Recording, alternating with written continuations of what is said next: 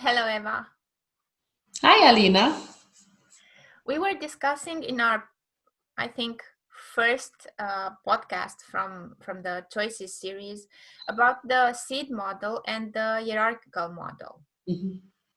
And I would invite you today to share with us your insights about how can we apply the benefits of these models in the challenges that families face these days when almost everyone's schedule is changing, and people are now more and more spending time inside their homes and with their closest family members, so parents and children, even grandparents sometimes.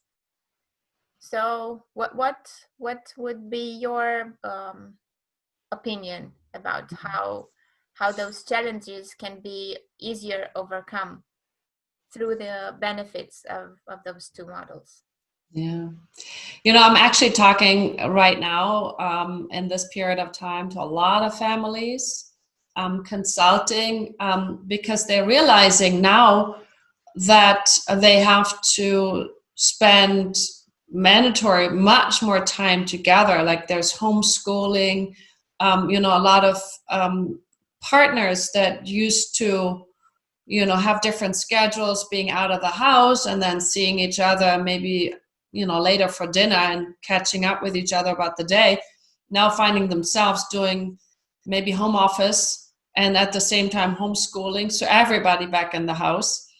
And it really brings interesting kind of the old traditional way of living with, even with multi generations in the same house together, and creating a shared life. And it does bring challenges to the foreground. I mean, we're hearing the horrible side of it, that actually domestic violence is increasing, and people feeling really overwhelmed, overly stressed. I just talked to a really lovely colleague who said, you know, she actually lives in Mexico, and she said, we've been basically working through the extended wave, and I've been homeschooling and working from home with clients, so I've been so overly exposed, spending time with the family. And she actually realized she has rheumatoid arthritis, that in this time where the stress factors are rising, her symptoms are rising too. So obviously there's a red light, and something's happening here. There's a big challenge. And I guess what I want to propose, that's in relationship to the hierarchical model, and what Virginia Satir promotes as the seed model. Another term to use is, are we are the family patterns that we know are driven on stress factors and automatics, or are we at a threshold to create what the therapist Shefali Tsabari would call the awaken family? I'm going to hold, I don't know if you can see the book, but here she wrote this beautiful book about the awaken family. And it's a term that she uses, but it's really similar to what Virginia Satir proposes as the seed model, and how to help really create the metaphor of a garden, so that the family can really become a garden where you have nurturing environment, and every plant, so every family member being a very unique plant, or a very unique flower, or a very unique tree within that garden, so that they have the space and the ingredients that are nurturing for them to just naturally grow, rather than having I want to say, like a custom made garden where everything is trimmed in one shape. You see those in the big castles or the gardens of the kings and the queens, where all the gardens are trimmed in a certain shape, and that would be more the hierarchical model. But I think we're really at a threshold when you look at society, and if we think about families being the microcosmos of our macrocosmos, and if we don't like what's happening in the macrocosmos, it really is important right now to look into this family more deeply and see how can we use this time where we spend so much more time together to use it in a useful way to help each other grow and nurture, and actually to awaken as a family. That would be really my practical advice, and hope to use this time wisely, not to collapse into stress, but actually to use this challenging times to grow into what she calls an awakened family. Mm-hmm. And how would a normal family, let's say, that has children that now are either going in a hybrid schooling or schooling even, and with parents that are working from home, probably a lot of them. And if we add in some um, some extended family, so suppose they are also with their grandparents, so that there are like 3 generations in the same physical space together. um, what do you think that the greatest challenges for them are these days, and how can they be overcome, in your opinion? I think the big challenge is that a lot of times we have this perspective that whoever is the parent, and then we have multiple parents in the house, because you have the parents, and if the grandparents are there, then the grandparents are the parents of the parents. So there's multiple layers in that, and so a lot of opinions about what is the right way to do life. And I think one of the big words that is important is power and control.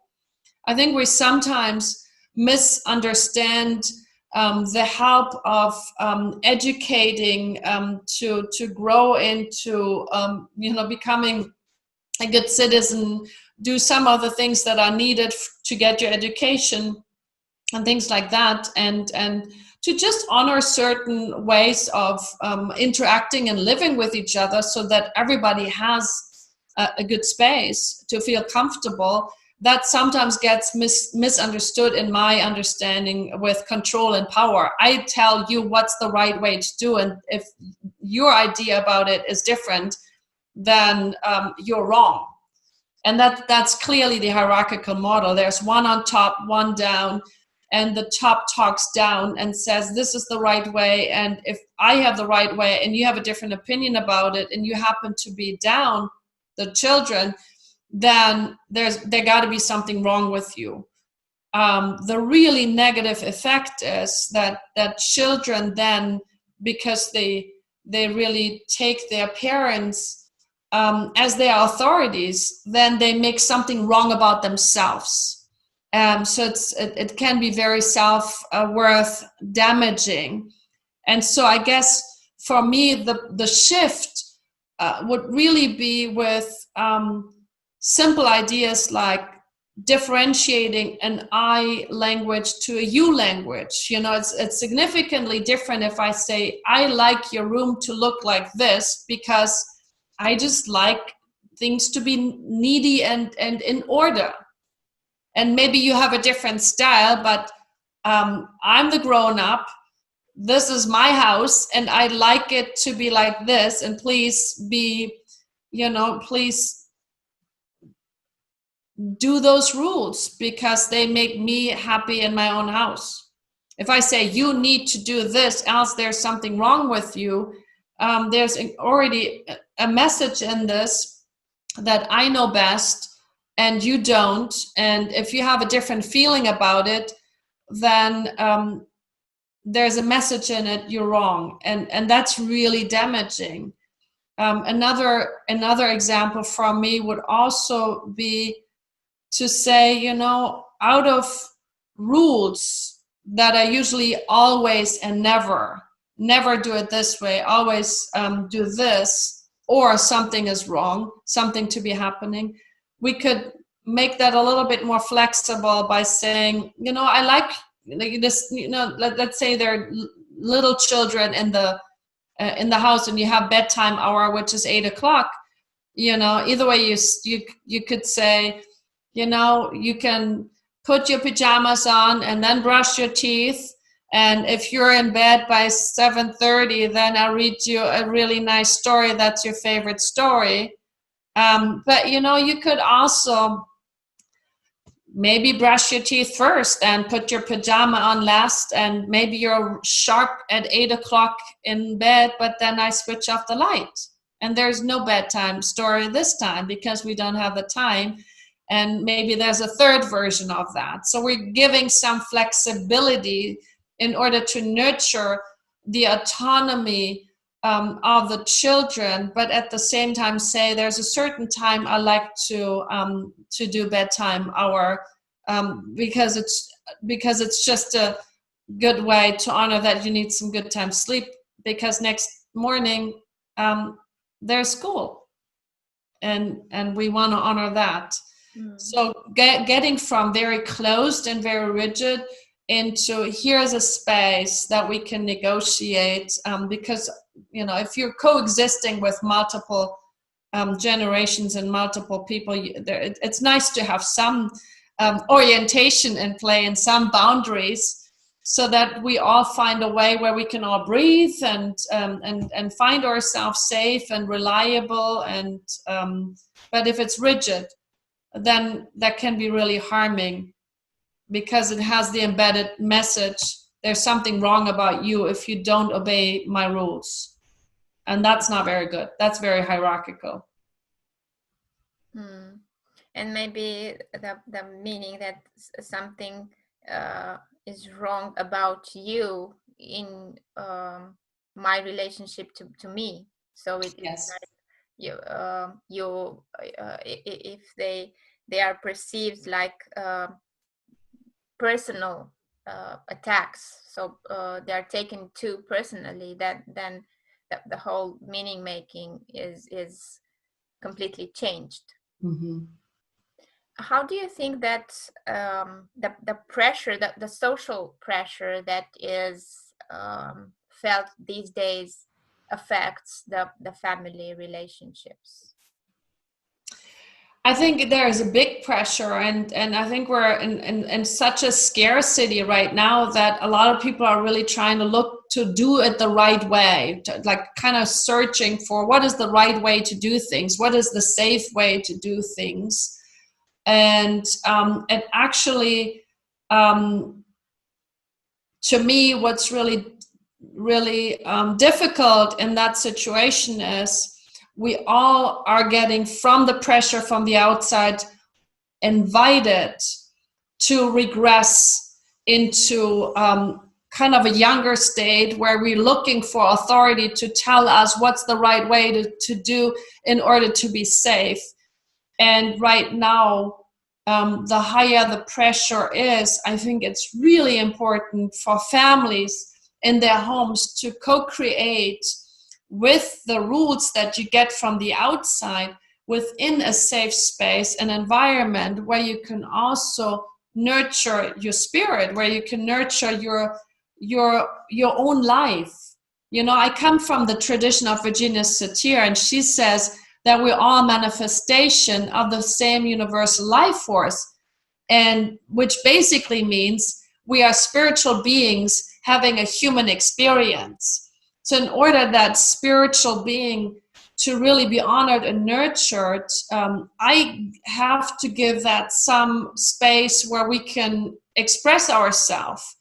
If the limits in the outside and the pressure is higher, maybe we need to create play times where I can express myself very uniquely, maybe on a canvas. I was just together with my goddaughter and her family. That's what's kind of like my extended family. And they so beautifully took an afternoon where they said today, because we're kind of mildly locking down again, so the outer spaces of creativity are limited.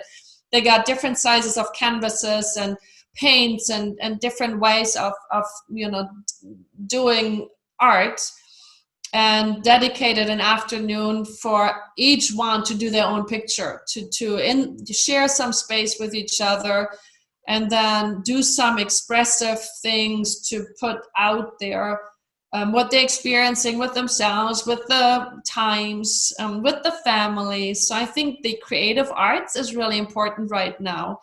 What I've been doing and offering to families and other extended members is movement. I've been introducing dance via Zoom as a free offer, so people can take some time to settle back into their body, to express themselves in their absolute unique ways, because the body knows different ways of processing emotions, processing movements, expressing. When we're kids, we love to become a gorilla, we love to become a monkey, we love to become a lion or a table.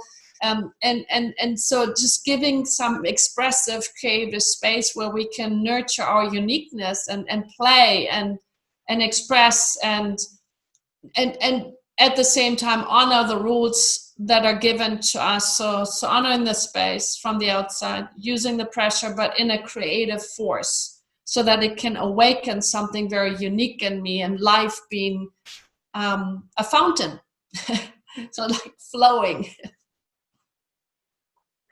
And as the fountain has a stream that is rippling out, what do you think that the coherence and the balance in the family field can ripple out into the larger space, into the larger field?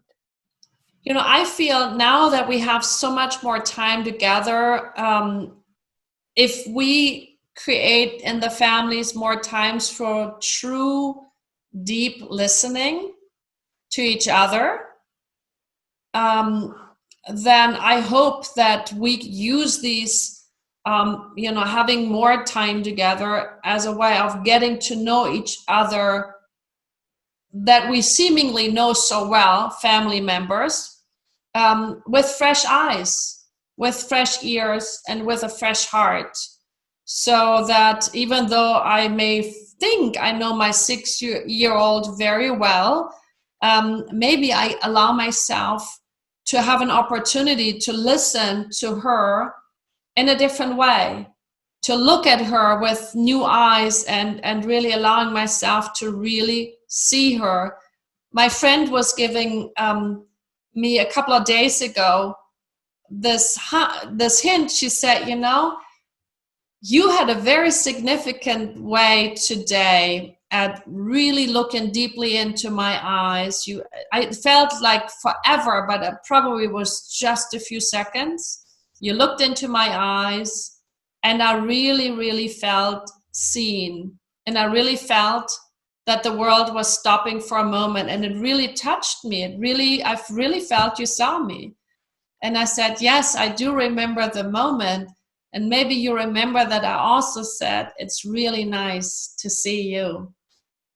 And she said, yeah, now that you said it, I do remember that too.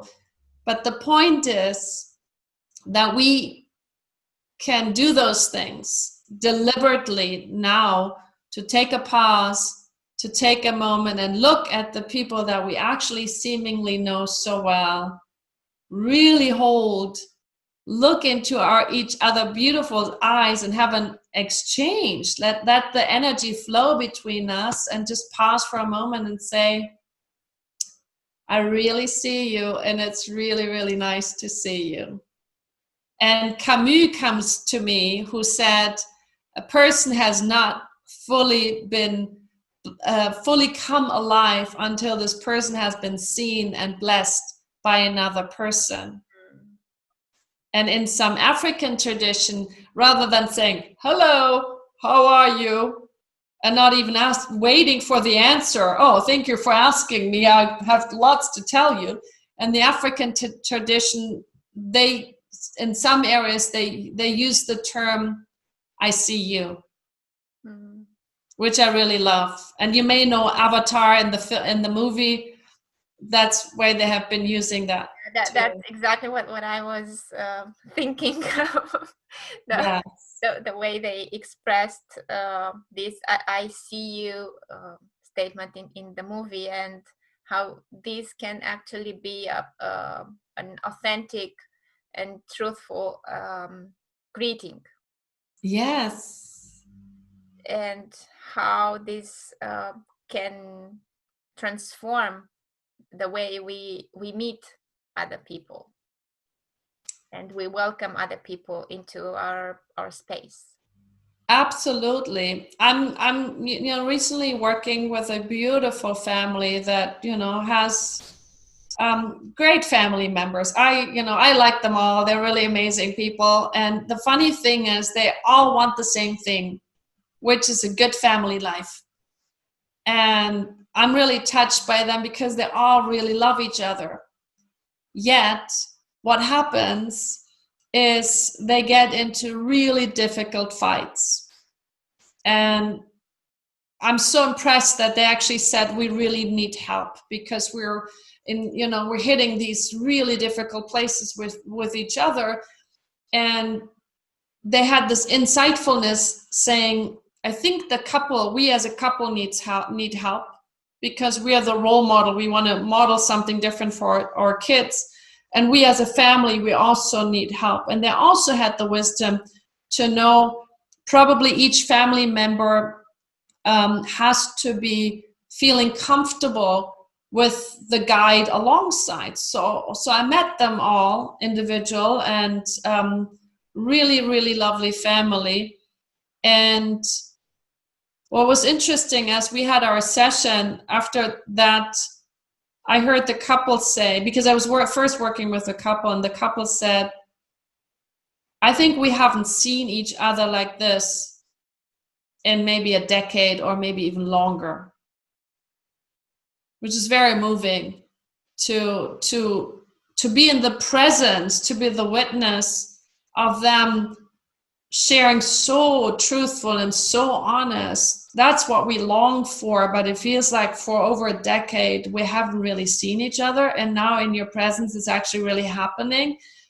And I'm feeling touched just sharing it with you, because there's something so divine and so magical that people allow to show that, and that actually gives me a lot of hope, because it's so beautiful to have that trust and have the willingness for somebody to be so vulnerable and go to those, I want to say, those places where they say, I'm not perfect, I don't know how to do it, but I'm willing to go through the struggle. So I guess with this family, I just want to take this as an example. We're struggling to awaken to something new.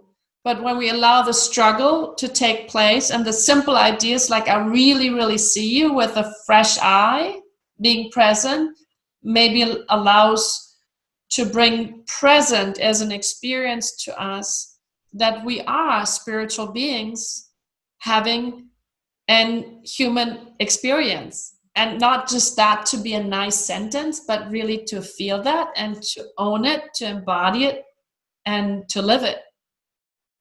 Hmm. And maybe these times that are apparently so challenging and so restrictive, that force us to stay much more with our families and with our loved ones, are a potential opportunity to reawaken to that sense of Yes. of humanness and of divine connection.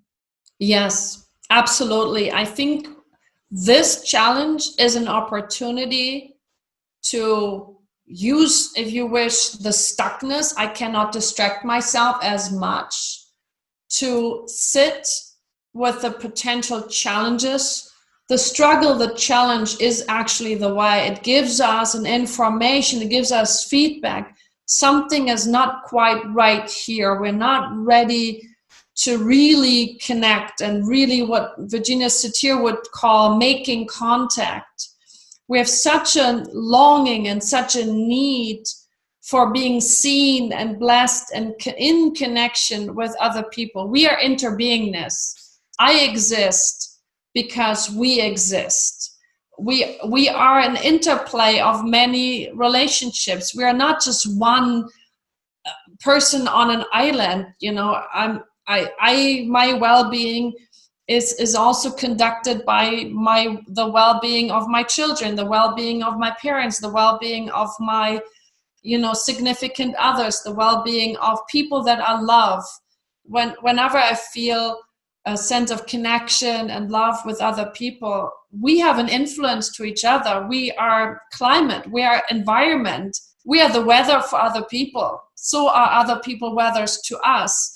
And I think we sometimes disregard the fact that we're forever influencing each other in the most positive but also negative way. So the more we allow ourselves to, I want to say, stop and ground and slow down for a moment and really take those precious jewels of, I'm with you right now, on the only thing I have to do is just being present with you right now. I think Richard Moss, a spiritual teacher, once said, the greatest gift that you can give to another person is the quality of your presence. And the other side is the distance that I approximately feel from myself to another person is exactly the same distance I have myself to myself.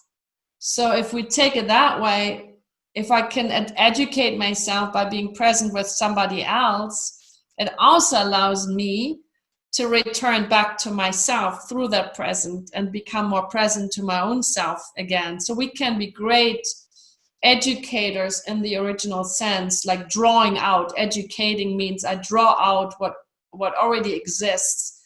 And I find that to be powerful, profoundly possible to make use of this time. And I really hope families are using this time to basically have a new dating with each other. It's like speed dating with each other and saying, hey, I may not know you. I think I know you in my mindset, but maybe in my heart and in my belly center on a really full body reference experience, I may not know you yet. Maybe this is a time to get to know each other really well or more. And I would hope that. Yeah, I think this is so beautiful how you put it. And apparently the greater the challenges, the higher the potential for something new to emerge and to shift our perspectives so significantly, and hopefully bringing us to uh, higher awareness Yeah. of the family relationships and the human connections in general. Yeah. I think there's another point I like to make. Virginia always pointed out that a baby, like a little one, a child is already a full person. We sometimes forget they're not an extension of the parents. They're not part of you. They're actually a full person coming out. At the beginning, they need some guidance and some support and obviously some help into growing until they can stand on their feet. But they're all already full as a person. And if we can acknowledge that miracle, that there's a full person already there, and they come with a unique spirit, they come with a unique gift.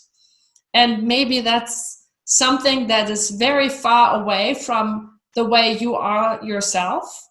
That's why they bring some new ingredient to the soup or to the salad or to the menu of the whole family. Then it would be really, really curious to find out, who are you and what are you bringing, and let me get to know you. It's similar to, when you're freshly in love, you want to get to know that person. You don't have all these assumptions already after 30 years of a marriage to know exactly what they're doing. But at the beginning of the dating, it's like you want to get to know the person. And it's the same true, for children. It's delightful to get to know what they bring, and really take pleasure in the wisdom that they bring, and just to be on the lookout. Maybe they can educate me, and maybe it's that the kids come so that they can transform something in me that is really important and ready to heal, and not me being the person who needs to teach them and control them.